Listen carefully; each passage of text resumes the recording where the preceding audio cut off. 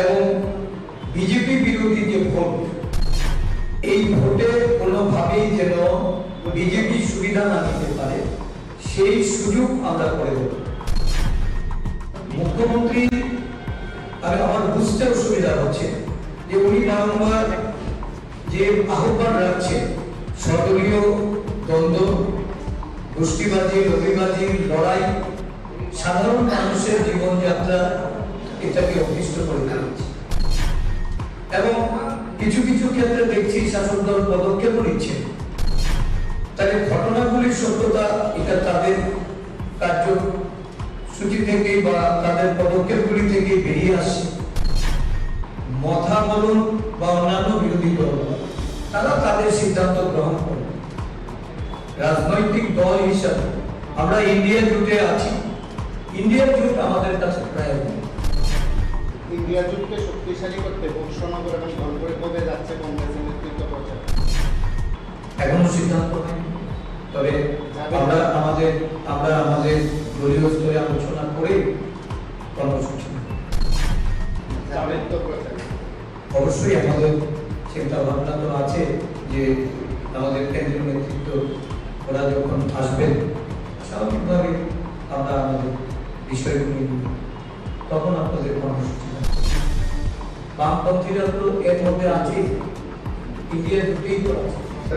আমি তো আপনাকে বারবারই বলছি যে ইন্ডিয়া জোটকে শক্তিশালী করা যায়। ইন্ডিয়া জোটকে শক্তিশালী করা আমাদের লক্ষ্য। আপনি যেভাবে বুঝুন, আমার বক্তব্য একদম পরিষ্কার যে আমরা বিজেপি বিরোধী ভোট ভাগ হওয়ার বা বিভাজন হওয়া থেকে আমরা বিরত থাকবো এবং সাথে সাথে ইন্ডিয়া জোটকে শক্তিশালী করার লক্ষ্যেই আমরা কাজ করব।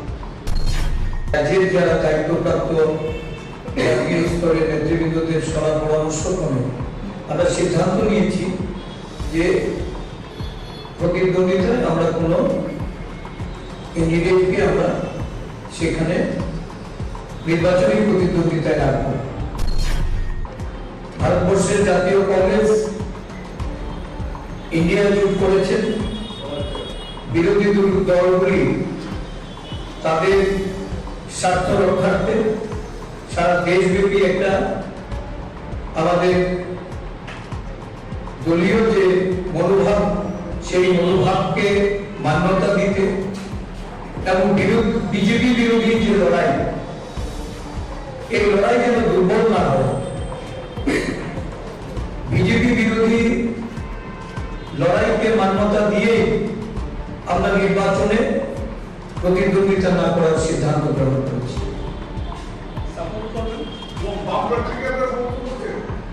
আমাদের দলের পক্ষ থেকে আমরা প্রতিদ্বন্দ্বিতা না করার যে সিদ্ধান্ত, এই সিদ্ধান্ত আপনাদের আমরা জানিয়ে রাখলাম। আমাদের নেতৃবৃন্দরা পরবর্তী সময়ে আমাদের ইন্ডিয়া